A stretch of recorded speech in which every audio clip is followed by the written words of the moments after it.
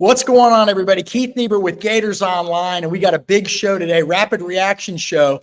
A lot of big news coming out of Gainesville. We're joined by senior reporter Zach Abolverdi, who is live in Austin, Texas, out there getting ready to cover the big Florida-Texas football game this Saturday at DKR in the Lone Star State. And also joined by recruiting analyst Corey Bender. We're going to cover this from all angles, but the big news, obviously, is that Scott Strickland, Florida athletic director, has put out a letter that we teased to last night and again this morning, that Billy Napier is going to be coaching the Florida Gators moving forward. Now, those are those are words that obviously could be changed. He could change his mind. But the point being, the expectation, guys, is that he's going to be Florida's coach in 2025.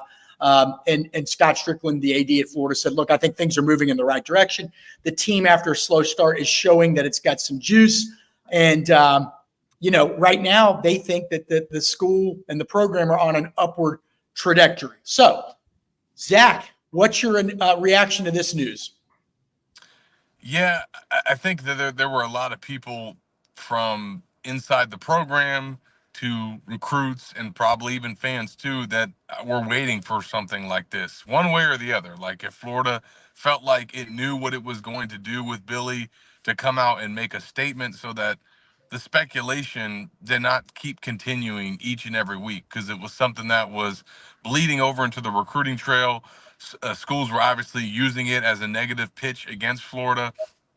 And I think that based on Strickland's statement on Thursday, it's clear that within the past month, based on how the team has played and improved, that he's felt like Billy has earned another year. And if that's how he feels, and that's the decision, and nothing is going to change that, then come out and say it so that the speculation can end, recruits can know, fans can know, and whether you like it or not, it's out there, and it doesn't have to keep getting debated about each and every week. All right, Corey, you cover this. You've covered the Gators for a long time, but mainly from a recruiting standpoint. Just your initial thoughts from talking to recruits. You've already chatted with about a dozen of them. What's the word out there? It's all been very positive, Keith. I think that's the main thing, just to piggyback off what Zach was saying. I think just them coming out and saying it, giving a decision, so that way the recruits know, and then obviously it can kind of just take on from there, whether they're going to keep them or not, or like you said, or let them go. I think they had to have a decision sooner than later. And I think right now, when you look at Florida's class, I talked to the majority of them, there wasn't one bad reaction. And obviously some kids aren't going to come out and probably give a horrible reaction to begin with, but all of it was very positive, from Vernell Brown to Jalen Wiggins to Nashawn Montgomery. These are all key blue chip guys that Florida needs to keep in the class. And you look at Florida's class overall, obviously it's down in the rankings, but they do have some star power towards the top. And all three of those kids, all three of them echo that they're excited about the news and they want to play for Billy Napier, especially Vernell Brown, who obviously is the face of the class. So I think overall, I think it was the right move from Scott Strickland. Obviously, if you want him or not from the fan base, they wanted to keep him, and the response has been very positive on the recruiting trail. All right, Zach, we're hearing that there's probably going to be some staff changes. At least I am. I think you are too. There's probably going to be some staff changes this offseason. There usually are every year, by the way, whether you're winning or losing. What do you think some changes that could be made that could benefit Billy Napier in 2025? Because let's be honest, if Florida is in fact just kicking the can down the road, there are no more tomorrows after 2025. I mean, we will now know based on today that the clarity for next year is you have to win. That's it. There'll be no fifth year if the fourth year isn't something good. So Zach, what do you think some offseason changes that might be pondered, or maybe you think need to be made? And I know I'm putting you on the spot here, but you've covered this program for a long time. Yeah, I mean, there's already been a lot of stuff that he addressed last offseason, which I think is one of the reasons why he's getting another year, to be honest. Hiring a new defensive coordinator, hiring a new special teams coordinator. The Gators have improved in both of those areas, probably because of those coaching changes that were made. You also hired a new defensive line coach. Florida seems to be playing better in the trenches as of late. And then you brought in a new strength and conditioning coordinator, which has also helped things, as well as a new nutritionist. Look, there was a lot of changes last offseason, but there was also one that didn't happen that folks have been clamoring for, and that is an OC. Have to think that's going to be something that's on the table this offseason, but that's probably not the only adjustment that they can make to the staff. I think that certainly along the offensive line, how that's structured and what that looks like in 2025 is probably going to get evaluated. Also, what they're doing from a recruiting standpoint, from an NIL standpoint. Don't forget they lost Mark Robinson right before the season. There's been some talk of them hiring. I mean, they have Jacob LaFrance on staff now, who is listed as the general manager, but there is some talk about them bringing on an additional person to kind of oversee things, also in a GM type role. That's been reported at On3, and Florida's already started the process of trying to hire somebody there. So I still think some things are going to shake up with the staff once they get to 2025. But again, I think the changes that Billy was willing to make after last season, some of the tough calls, some of the friends that he had to deliver bad news to, and then what those results have led to this fall, has I think given some confidence in the program that he can go out and make another round of hires this offseason and continue to improve the product. One thing I want to point out, Zach is not sleeping in his car. He is in Austin, Texas. He has picked up his rental car and he's riding around town. So we appreciate him. I'm actually on a river right now. Don't jump. Okay. So look, here's the interesting thing. There's a lot of unknowns still. And let's talk about Scott Strickland first. He's really putting his neck out on the limb here, guys. He is tied. His whole legacy, whatever, everything he does is tied to Billy Napier. And so far, Billy Napier, we need to point out, is 15-18 as Florida coach in year 3. 15-18 in year 3. He is 1-10 against Florida's rivals. The only win over a rival coming in 2023 in that great game at home against Tennessee. But all other 10 games against rivals, losses. Florida has 2 more rivalry games this season. LSU in 2 weeks at home. That won't be easy. We don't even know if DJ Lagway is going to be playing or not. And we'll talk about Lagway in a minute.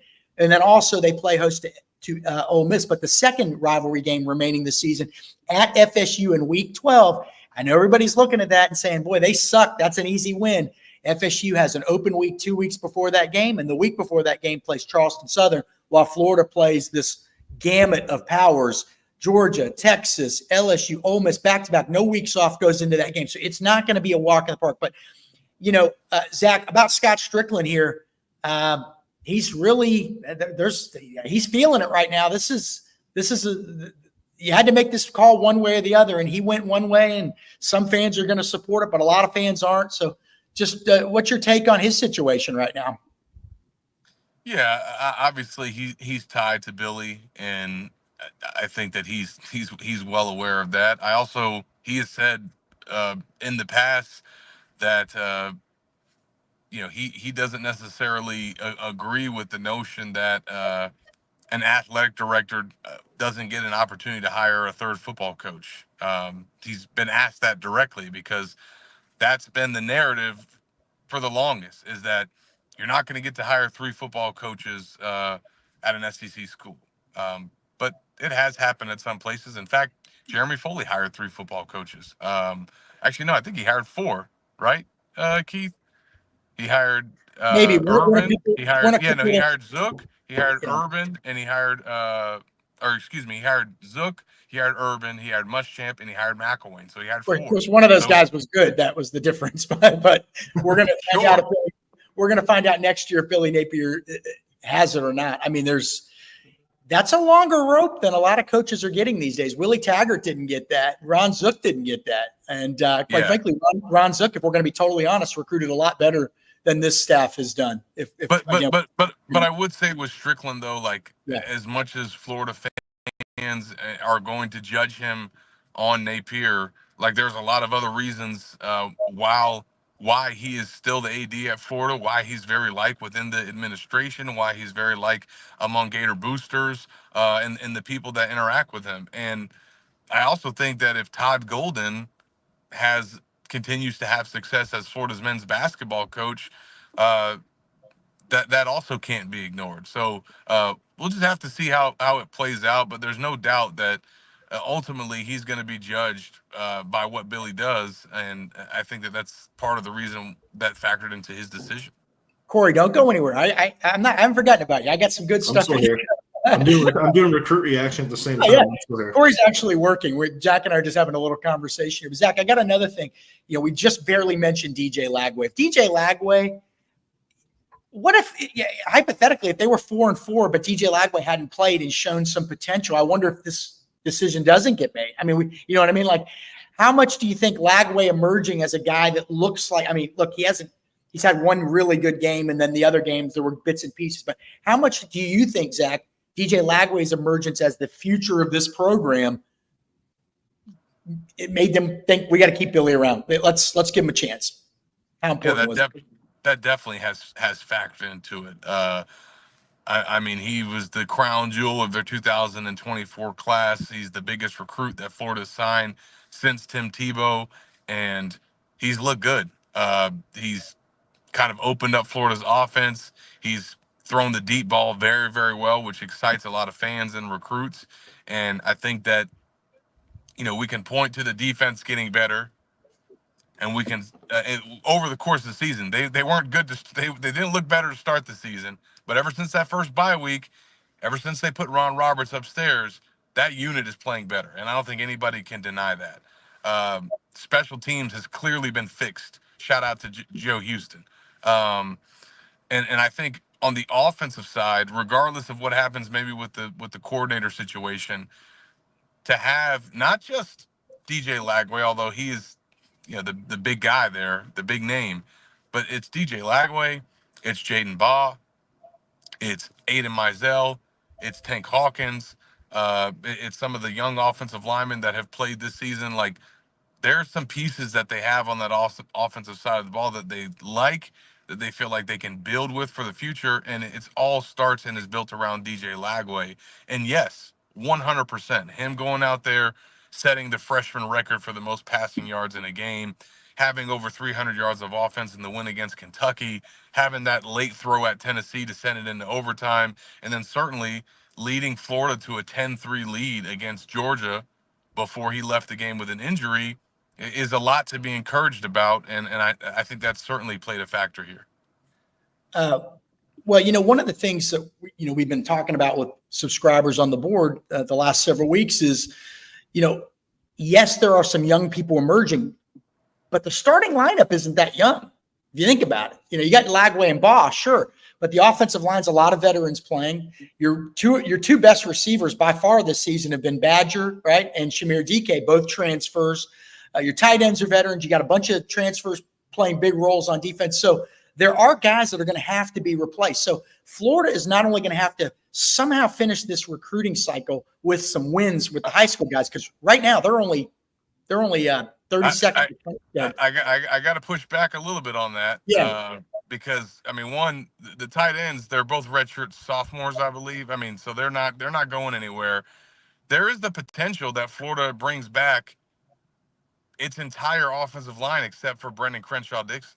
I mean, Austin Barber and Jake Slaughter and Damian George are all redshirt juniors. Yeah. I think Jake Slaughter could probably turn pro after this year, but he could come back. And if he comes back, you're bringing back 4 starters on your offensive line.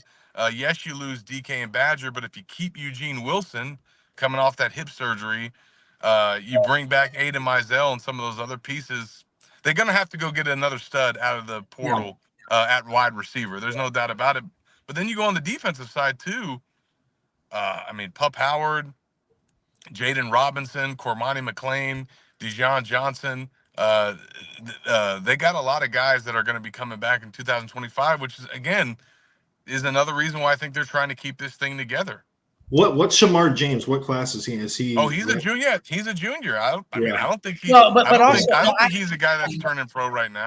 I'm just looking at, I think, 7 to 8 starters that were like older transfers, and I mean, look, there's going to be some young guys, but there's also going to be some key guys they're going to have to replace. Is all I'm saying. Which means if there are young guys behind them, but maybe unproven, we don't know. You don't know what they're going to do when the lights are on. They're going to have to do better in the portal. Now they did better in the portal this past cycle than they had done with Pup Howard, with Shamir DK, with Elijah Badger, but they've got to continue on an upward path there. And here's the other thing. It's not all just about talent. I think the fans that are complaining, the most are saying, okay, I get that. They came in, they needed to retool things. But on game day, I don't think that they've seen what they've wanted to see yet. So that's clearly an area where the coaching staff's going to have to get better and better. The Tennessee game is a prime example of that. The field goal blunder at the end of the first half with the time and all that. That's a game that was there for the taking. And if they're 5-3, it's a whole different narrative right now. So it's really the play calling. I mean, it really ties into the OC talk, in my opinion. Yeah. But Corey, I was going to ask you with recruiting. One guy we're following, Zach's following. Zach, in fact, you got to give him credit, was the first guy to mention it on the board. Florida's still working on Tramel Jones, 4-star quarterback committed to FSU. FSU's 1-8. Biggest disappointment in all of college football. I don't think there's any question about that. A complete egg they've laid this year. They stink, right? And so they're 1-8. There's going to be some probable staff changes up there too. And guys get close to quarterback coaches. And so we're going to have to see what happens. But there is some real optimism in Gainesville about flipping Tramel Jones, the 4-star quarterback from Jacksonville Mandarin, from FSU. But, Corey, they only have 11 commitments right now. So they've got to, on the one hand, recruit the high school guys, and on the other, start figuring out what they're going to do in the portal. And just so everybody knows, in this day of players having agents, and Zach knows this, conversations probably are already happening somewhere. Now, I'm not saying there's tampering. I'm just saying it's not a coincidence sometimes when a guy enters the portal, they already know where they're going. But anyway, they've got some work to do. Give fans some hope here on the high school side. Is there anybody that you think, hey, this is going to help with? It's not going to help with everybody, by the way. We need to point that out. Some guys. I think it starts with Tramel Jones, though, because like you said, I mean, there's real buzz there. Obviously, there's some kind of concern in Tallahassee regarding maybe some coaching changes. And a lot of people forget, Florida was the first major school to offer him 2 years ago. And since then, Billy Napier has kind of spearheaded that recruitment, obviously along with Ryan O'Hara. But, it's been – I think a lot of people kind of forgot about him because he missed his senior year. He said he shut down his recruitment to FSU. But Florida never really backed off. And remember, his father graduated from Florida. Obviously, the family loves Florida. And when I spoke to Tramel 2 years ago, he said at the time, he goes, Florida was always my dream offer. You hear that a lot, but obviously that you have to look into that a little bit more, considering his father went there, and that's a school he wanted to play at. Said he wanted to play in the SEC, and you kind of look how everything's shaping down the stretch. Florida never gave up on him. And even last summer when Tramel got back to campus, obviously for a camp along with his teammates, Billy Napier went up to him and was walking around with him the whole time, in between reps and all that type of stuff, and said, hey, you're the guy I want in this class for my quarterback. And obviously there's been other guys, Antoine Hill, some other guys in the class 2025 class they evaluated, but Tramel he was one of the first ones to get offered. Billy Napier has always personally recruited him on a weekly basis. And, Steve Wilfon put in a flip pick earlier today, and it kind of adds up to what all of us have been hearing on the Florida side. So I think when you look at the quarterback position, that's obviously the face of a class, and Florida's kind of struggled recruiting that position. Robert McDaniel, there's an Arizona commit that they obviously offered not too long ago. To our knowledge, no official visit was ever scheduled to this point. So I think if they can get Tramel Jones in the class, I think obviously that'll make a lot of fans happy. And I think if they would have let go of Billy Napier, I don't think that would never happen. Obviously, because you have to wait and see who the new coach is going to be. And, Billy Napier, obviously, like I said before, was the one kind of spearheading that recruitment. Yes, Rob, he's good, Rob. Give me a couple more names. Corey. I think Caleb Singleton's another one that comes to mind. I think obviously Florida's been in a good spot with him for a while. But that staff, I think if a new staff came in, you just never know. He's a mid 3-star guy, but a guy with a high ceiling. I think with Napier coming back, I think that only kind of wraps up that recruitment, I think, sooner than later. Zaire Addison's another one. He told me earlier today, the Oregon commit, a big offensive tackle from Tampa, that, that's the right move. That's what they should have done. But I think the biggest thing, Keith, is obviously some of the main guys in the class. I think Nashawn Montgomery's one, a 4-star receiver from Miami Central. He's always said from day one, I believe in Napier, I believe in Gonzalez, and I'll believe it when I see it if they do make a coaching change. And I think if they would have let go of Billy, I think he obviously could have went elsewhere. He's going to Ole Miss this weekend. He didn't make his Washington OV last week, and he told me a little bit ago, about an hour ago, that he's going to reschedule that trip. Alabama's another school that's involved. We don't know how high on the board he is for them right now, but I think bringing Billy back, that's obviously another big move. And Keith, you spoke to Vernell Brown. I think that was obviously the biggest one. He said, quote, "It feels really good to know for sure who your coach is going to be going in. I can't wait to be a part of it." And obviously he's in the class already, but I think that quote, let alone, is a huge win for Florida, just considering the star power he has. All right. You guys good on time? Can you go a couple more minutes? Yeah. Yes. I didn't know if Zach was going swimming out in the river there. All Hey, right. Keith, real quick, one more too, though. Jalen Wiggins. I want to mention him real quick, just because Marcus Freeman just came to his school last week. He's going to Notre Dame this weekend for an official visit as well. I think you and I can both agree he's been one of the more loyal commits this cycle, says all the right things regarding Florida. But obviously Notre Dame's a high academic school. He's a big academic kid. Stanford was involved before. And I just think the timing of this, I think kind of makes him take some stress off his shoulders. I think if he's been trying to find a reason, in my opinion, to stay with Florida, but the writing's been on the wall with Billy. So I think obviously with this news coming out before that Notre Dame OV, I think that's obviously very important as well because he's comfortable in games. All right, we got to mention Jalen Wiggins. A couple guys we didn't mention their position. Jalen Wiggins is listed as a defensive lineman. He's really kind of an end/edge rusher. So Florida needs those guys. And I think, did you mention Caleb Singleton earlier? He is a corner. Yeah. I mean, Florida initially liked him as a safety. He said they're still talking to him about corner, but either way, in the secondary, I think he could play star as well. And he really likes Will Harris, the secondary coach of Florida, who went and saw him play a couple weeks ago. If you guys are okay, let's just get to a couple comments in here. I'll put them. Who wants to put them up? I'll put them up. All right. Gary is, there's going to be a group of fans that are happy. There's going to be a group of fans that aren't happy. And Gary's on the side of those not happy. All right. Matthew says, is it set in stone even if he goes 4-8? Zach, just quick thoughts on that. If they lose the rest of their game. You don't come out and make that statement if you're not going to stick to your guns. So that is I think Strickland saying, I've seen enough to feel like you earn another year, and the fact that you've lost your two starting quarterbacks along with a bunch of other starters, I'm not going to hold it against you the rest of the year.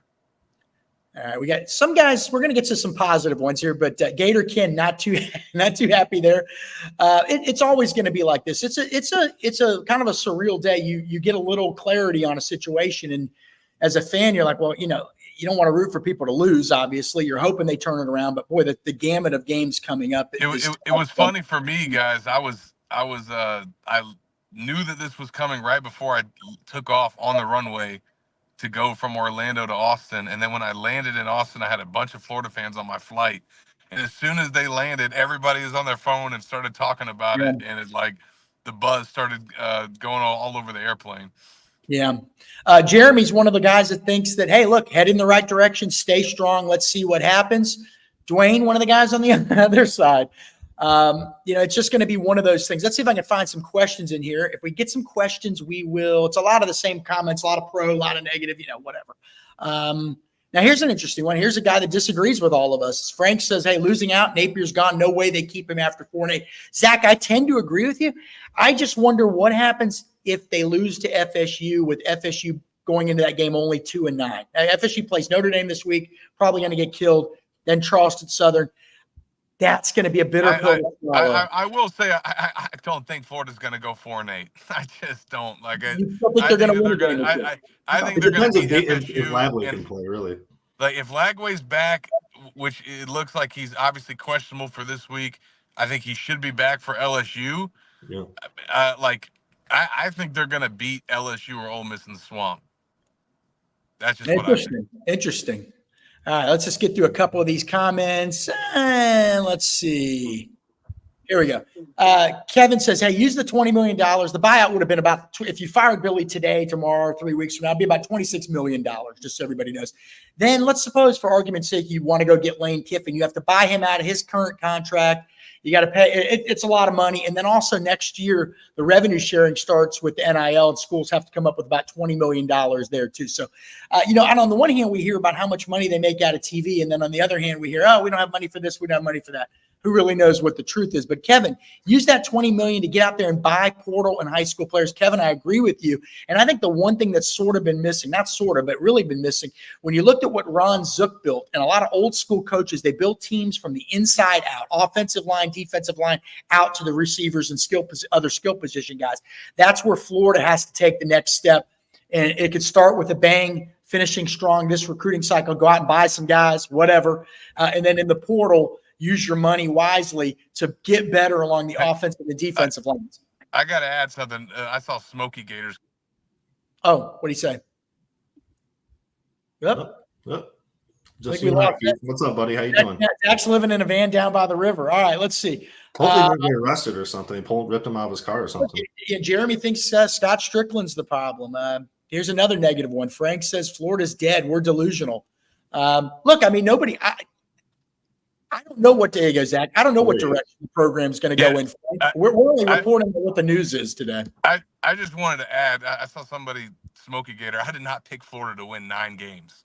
I don't know where you read that or where you thought that, and I'm actually Florida's played 8 games this year, and I'm 7-1 in those picks. Yeah, well, we found our worst poster. Just to set the record straight. We just found our worst poster here. Sam says Zach is the smartest personal I've heard all week. Sam, what's that say about Sam with that typing? It's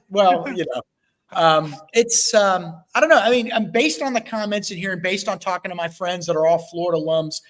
I think it's about 80-20 negative right now. I don't think they're thrilled. But sometimes as an AD, you got to stick to your guns, I guess. That's probably what they're thinking. We put a social media reaction out. Check that out. I tried to be kind as I could, splitting up the reactions. But like you said, I think it's largely more negative than positive. Here we go. King says it's still 70-30 on the fan base. I think it's about 80-20, to be honest with you. But, we'll see. Look, they've got some pieces coming back next year. But, again, like I said, now we know definitively. And if they got to do something next year. But, Zach, here's the question. What is a number of wins next year that makes you think? Oh, no, look. Florida next year with Lagway coming back with all that young talent that I just talked about, and then portal pieces that they have to go add, you're talking about at least 9-10 wins. I mean, they better because at some point the levee breaks, right? And it's just right now. I mean, this is going to potentially be Florida's 4th if they don't beat LSU like Zach thinks and FSU. This will be the 4th straight losing season. Hadn't happened since before any of us were born. So they've got to turn this thing around soon.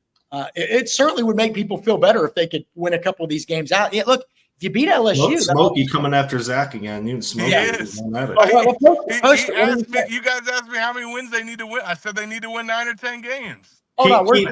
No, he just said, "Here goes Zach again." Let's get this up. Zach sucks, total moron. I love it. Where's this guy? I got to hire this guy, man. We got to get this guy on board. Real quick though, I got a question for both you guys. If Lagway would have not, if Lagway stayed healthy and didn't get hurt against Georgia, but they still lost that game, do you think they would have brought back Napier? And I was one of the people on the board that said it doesn't sound right, but almost Lagway getting pulled from that game could have saved Napier in a way. Just knowing, hate to say this, but their options behind him at quarterback. I mean, you know what I'm saying? And then they kept it close though. Warner kept it close though for a little bit.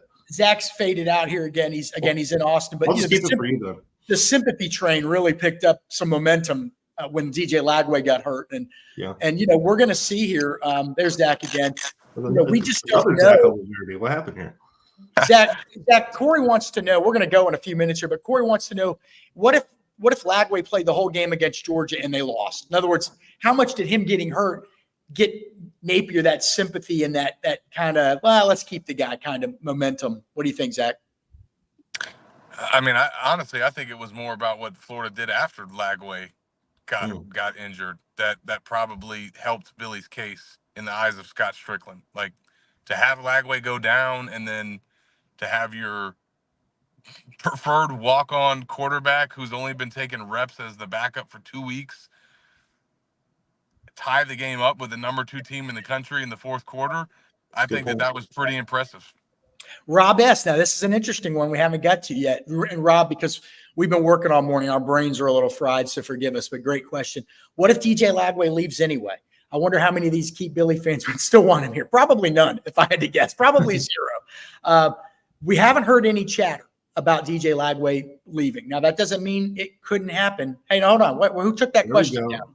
You and Smokey making up live on the air. Who took that question? Okay, back to Lagway. So here's my thing. So there was talk last year. Remember, Texas A&M was one of the schools that pushed for DJ Lagway late, right? Well, they now sort of have their quarterback, right? They kind of have their quarterback. So I don't know that they're going to be going after DJ Lagway, but who else might? Who else might want him? Is Florida going to have to up the ante to keep him? Has he done enough on the field for them to up the ante? Remember, he got a lot to come here.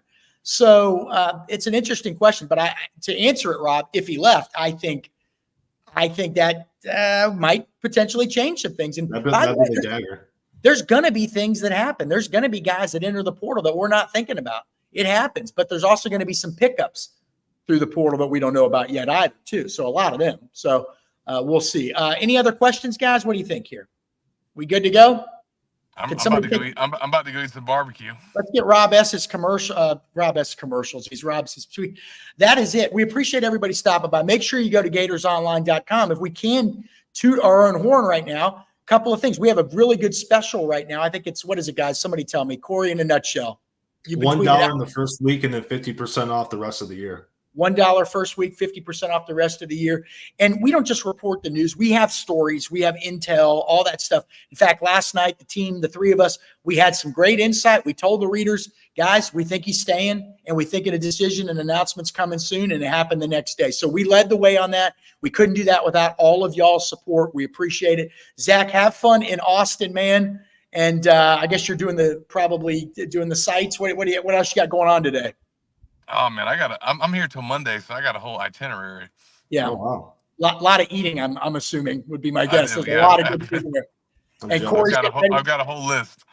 Corey's getting ready for another big Detroit Lions weekend. But look, Florida versus Texas, Saturday at noon. Make sure you follow all of Zach's coverage. We appreciate each and every one of you. Go to GatorsOnline.com. And that's it. Take care, everybody.